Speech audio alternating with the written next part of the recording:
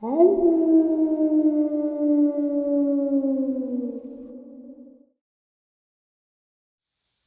greetings and salutations, everyone. I hope everyone is doing well still. How about a middle of the night or early morning bonus upload to share with you? Before we get into it, a couple links. As you all know, I rely on Patreon, PayPal, channel membership, and the merch to help the channel to continue to grow and go. Links to Patreon, PayPal, and channel membership is in the description below. The merch is displayed directly under the video. Also, Dogman Frightening Encounters, Volume 1 through 3, the audiobook versions. They were written and researched by Tom Lyons, narrated and produced by me, Jeff Nadolny. Those audiobooks are available on Audible, Amazon, and iTunes, links to which are also in the description as well. And finally, last but definitely not least, if you'd really like to help support this channel to continue to grow and go, simply subscribe. It does not cost you a cent. Click that like button. It takes half a second. If you don't want to miss out on any of the informative uploads I put out daily, click that bell icon, and folks, please leave a comment. Why? Well, because all of these links and things definitely help this channel to continue to grow and go, and yes, folks, they do matter. Now, everyone, I have taken far too much of your time. Let's jump into this middle of the night, early morning bonus upload, shall we? Today's first encounter is a subscriber Dogman encounter. Hey Jeff, I have a follow-up to my encounter you narrated a couple of months ago. We recently went to my uncle's 50th birthday party at his house, and yeah, he still lives on the land in East Texas that my poppy and I had our auditory encounter on. While at the party and after a few drinks, someone mentioned how incredibly dark it was out there and how beautiful the stars were. My uncle's usual goofy and boisterous demeanor changed immediately. He said, yeah, I used to like going out there and stargazing, but not anymore. We asked him why, and he said we wouldn't believe him if he told us. I knew immediately he had seen that damn thing. I just looked at him and gently said, "What did you see, Unc?" There's some weird shit out there, and I guarantee you, I believe you. His light gray eyes began to well with tears as he lit a cigarette, muttering, "Fuck. Okay, here goes." He took a long drag and started off with, "Y'all know I drink. Y'all know I'm a fucking alcoholic, but I swear to God this happened. I'm not bullshitting. I may get drunk enough to call a bearded officer ma'am, but never, ever have I been so pissed drunk to hallucinate shit like this. Plus, I have proof. This happened, okay?" We all reassured him he was safe to tell us what happened. At the time, my dad piped up and said, "Brother, I remember you calling me when this happened. I know you're not lying." My uncle smiled a soft smile, took a drag off his cigarette, and said, "Thanks, brother." He shook the tears off his face and said, "Okay. So y'all know when I get hammered, I like to lie in my truck cab, listening to the radio and stargazing, right?" We all nodded. He continues, "One night about, 10 years ago now, I was out there, laid up with my feet on the door panel against the driver's side and my head against the passenger side, cocked back just looking at the stars. It was just so damn beautiful." He paused and I noticed he was visibly shaking. I'm lying there, smoking a cig, so the window's cracked about a quarter of the way down. So I'm lying there singing like a fool, and all of a sudden the entire truck shook. It shook like when you drop a ton of gravel in the bed of a truck. I knew the tailgate was open, so I immediately was like, what the fuck was that? I'm lying there, still as I can be, thinking one of you fuckers was messing with me. No sooner that crossed my mind, something jumped on 2 feet up on the cab truck. You hear me? 2 feet. So now I'm freaking the fuck out, and I don't know why. I'm sweating, shaking, and it was like every last ounce of goodness in the world was sucked right out, and all that was left was despair and pure terror. As my mind was trying to figure this shit out, I realized it's gotten dark in the truck. There was no moon, no stars, nothing. He pauses and tears stream down his face. He looks up and says, "It was looking right at me. The fucking thing was on top of the truck, leaned over, looking in the window at me." I pissed myself. I've been drinking all my life, and never, ever have I sobered up that fast. It was growling at me. I could feel it. My whole body shook as this thing leaned in closer and growled again. I could see spit dripping off its teeth, and fuck, it had red eyes. The most soulless, God-forsaken red eyes. It was a demon.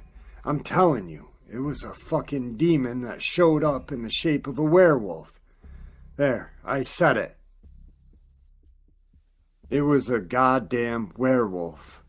He began to sob, and my dad put his arm around his little brother, hugging him and telling him it was okay. "You're safe, brother."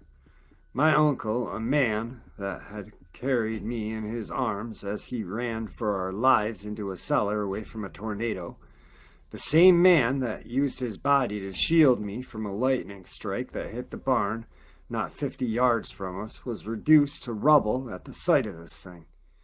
I watched in silence as my dad and his other brother comforted their youngest brother and helped him gain his composure.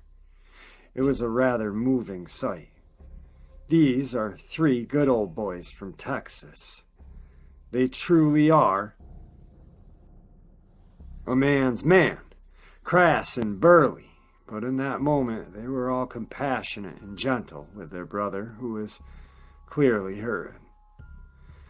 They just don't make men like that anymore. My uncle composed himself and finished his story. I screamed like I've never screamed before. Without even thinking, I'm screaming, "Jesus, help me, Jesus." The thing snorted or sneezed and looked pissed. That was when I knew I was dead. I had a 12 gauge in the floorboard, so I desperately searching for it with my right hand. Before I knew it, the damn thing jumped off the truck and bolted on 2 feet like a damn Olympian into the woods. I just sat there shaking. I don't even know for how long. I was terrified, too terrified to get out of the truck. I do know I sat there until the sun came up.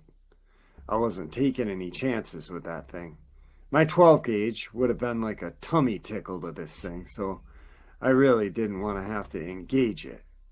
Kitten, you remember what happened to you and Dad in the old goat barn, right? Yeah, he saw the fucking thing. He's seen it many times, which is why he was always walking the fence line at night and would lose his mind if you or your brother was outside at night. That's why he started walking you all to the bus. One of the last things Dad told me before he died was, "Make sure them things don't get the babies." Points at my brother and myself, and then to my grown cousins. It has taken 22 years for me to have confirmation, but I now know without a doubt my granddad, dad, and uncles weren't messing around in the barn for fun. They were warding this thing off of our property by any means necessary. My poppy died in 2000, leaving us with a gaping hole in our heart and 1 man down on the surveillance team. Shortly after that, all of us moved off the property except my uncle and his wife. He says to this day he knows when that thing is around because even the wind goes silent. He won't leave his house, no matter what. When that happens, and frankly, I don't blame him. I don't know what these things are, but I agree with my uncle. They are demons in the flesh. This encounter scared my uncle, but it also rooted his faith in Christ again because he knows what the face of pure evil now looks like. Alright guys, I was not going to include the young lady's encounter that she was talking about in the beginning. But while I was reading her uncle's encounter, I thought back to hers and how absolutely an amazing encounter it was. Horrifying, but amazing. And it was all auditory. Her grandfather, Poppy, used to call her kitten. And this is her story, so it'll make some sense to the people who haven't heard it. Anyhow, I'll give you the encounter now. It's definitely an auditory encounter, as we never saw the thing. When I was 10, my father and grandfather purchased 56 acres of land out in Texas, between Lake Fork and Lake Tawakoni. The land was purchased from a wheelchair-bound man whose wife took over tending to the farm with help of sharecroppers from Mexico. They lived in a little shack on the back 5 acres of land right next to a pond. We called it a lake house. My parents purchased a mobile home, but it wouldn't be here for a few months. My younger brother and I lived with our grandparents in an old pier and beam farmhouse for the remainder of the summer and into the beginning of the school year, so that we would be able to start school that year.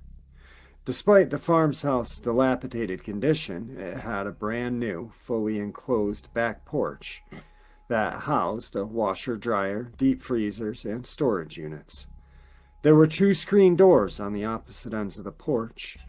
One led to the carport and the other out towards the goat yard and crop fields. I've always been an adventurous type of girl, so at 10, this place was my dream. My brother and I had a tree house. In every tree we could manage. We spent all our time when we weren't helping harvest crops, playing in the creek and the ponds on the property. The main road ran in front of our property. About a quarter mile down, there was a massive hill, with a bridge at the bottom of it going over the creek. Once you came up the other side of that hill, there was a sharp 90-degree curve that led you back out to the main highway. This was a gravel road, I should mention. At first, we liked to walk down the road and play in the creek. But then we started to notice how eerily quiet it was down there. And there was a feeling of being watched, and it was overwhelming. As the summer grew to a close and the sharecroppers moved off the land, the son of the sharecroppers told my brother and I about a young girl who was found slaughtered in the creek just a few weeks before my family purchased the farm. Her murderer was never found. That left us with an even more uneasy feeling. We began to notice how eerily silent and the feeling of being watched was happening down at the lake house, which is the shack on the pond that the sharecroppers used to live in. Actually, the feeling of being watched seemed to happen any time we were without adult supervision. One night, the goats and the chickens were making an awful ruckus. My grandpa had been told by some of the other local farmers that there was a massive cat snagging livestock from their herds. He immediately grabbed his .22 and told me to grab a flashlight. I obeyed, and we were out the door. Once we had cleared both gates that led out into the goat yard, things were silent, except for the sounds of the creaking floorboards of the hayloft above the goat barn. We could hear something huge walking around above our heads as we were approaching the barn. I think my grandfather felt the same feeling of dread that I did the closer we got. My grandfather leveled his weapon, and immediately there was a blood-curdling growl, howl, scream that came reverberating through our chests. I was frozen in place. My 10-year-old brain couldn't comprehend what we had just heard. My next memory is of my grandfather screaming at me in a tone of voice I had never heard before nor after this occasion. "Run, kitten! Run! Run, kitten!" Kitten was my nickname my grandparents called me. We both ran the 70 yards, jumped over the 2 gates back to the house in what felt like a lifetime. My grandfather would never tell me what he saw, but from that moment until he died 6 years later, he never wanted us to go outside alone at night.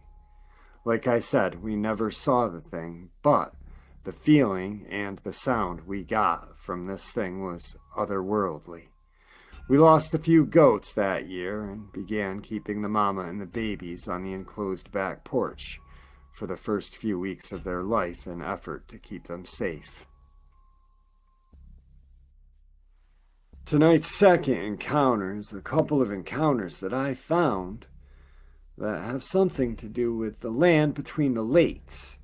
Now, we all know what the land between the lakes are synonymous for, but this puts a little spin on things, makes it a little bit different. Anyway, here goes. The first incident was related by one gentleman who told me that when he was in high school, he would hang out at an old ice cream shop that used to be just east of Lake Berkeley Bridge.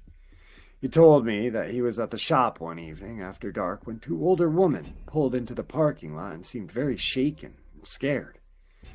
Being a small town and wanting to offer help if they needed it, he asked if they were okay. At first, they were reluctant to tell him what had happened, but eventually they related the events that had happened on their way back from Murray, Kentucky. They were heading through the land between the lakes and were nearing the overpass that goes over the Trace. They were talking and were just about to go over the overpass when something was in the middle of their lane. At first, they couldn't see it clearly, but as they got closer, they could see that it was a devil creature with wings and horns and red skin. They also related that this being had a pitchfork in its hand.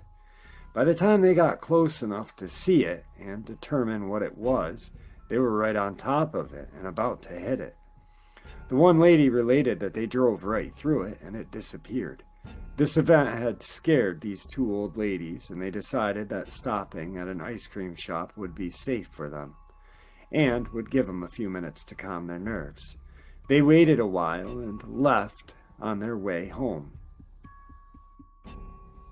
During the time of the second event, there were stirrings and tales related concerning a red-skinned winged creature that would swoop at passing cars on a particular stretch of road in the country. There was a gentleman who was heading home from work one evening and was approaching this stretch of road and had no idea that something scary was about to take place. As he came around the bend in the road and started to ascend a hill, there was a winged creature that swooped down at his vehicle. No doubt the man was scared and probably swerved to avoid the collision with the being as it flew across the hood of his vehicle. After it made its pass, he continued to drive home, where he recounted the story to his family. News of the event spread quickly within the community, and a group of men went back to the location in an attempt to hunt the creature down and kill it. Upon their arrival, there was no sign of the creature. Today's third encounter brings us to Lawrence County, Indiana, October of 1981. This sighting occurred in October of 1981. I had just been discharged from the Marine Corps. I was 21 years old at the time. I've lived in this area of Indiana all my life. I'm an avid hunter and outdoorsman with much experience. I'm a raccoon hunter. Also, I've been hunting at night by myself many times. It was a warm Saturday afternoon in late October. My sister and her boyfriend and his sister and myself went on a picnic at Spring Mill State Park. After the picnic, my sister's boyfriend and her went home. The other girl and myself decided to go out riding around in the country to enjoy the fall leaves. We were heading east of Bedford, Indiana, on a small gravel road near the airport. This road went to a small creek bottom by Leatherwood Creek. There was a thick forest on one side of the road and a cornfield on the other, surrounded by thick briars. We had crossed the bridge over Leatherwood Creek, and I pulled my 4x4 truck off the side of the road. We were heading east. I was looking down, adjusting the radio, when my companion stated someone was watching us. I looked up, and to my disbelief, I saw something standing in the middle of the road about 50 to 60 yards in front of us. This thing was at least 7 feet tall, standing upright. It was covered in long, dark gray and brown hair. I couldn't see its face. I could feel the hair on the back of my neck stand up. My companion was terrified. I slowly removed my M1 carbine from its case and inserted a magazine. The creature continued to watch us closely. I opened the truck door and stepped out onto the road. I began to move slowly towards the creature. As I did, it turned and ran through the briars into the cornfield. I returned to the truck very shaken. I've never seen anything like this. My companion insisted that I take her home, which I did. We never went out again. I've often wondered why I didn't fire my weapon at this creature. I guess it looked somewhat human-like, and it made no threatening behavior. I never reported this incident because I figured no one would believe me anyway. Today's fourth and final encounter. A woman lives on a farm, and there's a 100-acre parcel land that is owned by a neighbor that adjoins their property. She and her husband were maintaining the 100-acre parcel for their neighbor in exchange for the right to ride their horses on that property. One afternoon, she got a call from the neighbor, who sounded a bit frantic on the phone. He's an older gentleman who frequently hunted in the small patch of woods on the back of the 100 acres. He called and asked her if she had recently been riding her horse on the property, and she related that she had been not. He seemed relieved and began to relate the events of the morning. He had gone into the patch of woods on the back of the property and found a place to sit and call the turkeys on the edge of a small clearing that was maybe about 40 to 50 yards wide. He thought it would be a good place to try to lure an old Tom in, because he'd be able to see him coming from across the clearing. He had gotten into position, sat down, and decided to wait a bit before calling. He'd been sitting there for about 15-20 minutes when he heard the sound of something moving through the woods in the direction of the midpoint of the clearing. He related that at first glance it looked like a bear down on all fours, walking into the clearing. He said it walked up maybe 15 yards into the clearing and stood up like a man. It looked around for a few seconds before it walked across the clearing on 2 legs and into the woods. The man left the woods soon after, and it went out of sight. He felt the need to warn her about his sighting of this creature. He suggested that she not ride in that area for a while. He didn't know what it was, but he was sure it wasn't a bear. He related that it walked like a man as it moved across the clearing, and that it shook him pretty bad because he didn't know what it was. When asked whether or not she had noticed anything out of the ordinary on their farm, and initially she said no. She then related that she was riding her horse on the back of the property one day, and there was nobody else on the property. She was coming up the hill, and out of nowhere, something large hit her in the back. Based on her reaction, I gather that the impact hurt, and she was also upset about mud getting all over her jacket. She related that she looked and could see it was a large softball-sized mud ball that had hit her right in the middle of the back. She said she looked around and tried to see who had thrown it at her, and was going to give him a piece of her mind. There was nobody there that she could see. Alright guys, a very horrifying and thought-provoking middle of the night, early morning bonus upload. I hope you all enjoyed it as much as I enjoyed sharing it with you. I'd like to thank you all for supporting the channel. Your support is what makes this channel so special and what continues for it to grow and go. Please, everyone, stay safe, happy, healthy, and ever vigilant, keeping an eye on our children, our pets, our family, and friends. These creatures are real, they're out there, and they are dangerous. Share this information with the people you love and care about, and it may just help save their lives someday. Until next time, Never stop asking questions. Never stop pushing back, and God bless you all.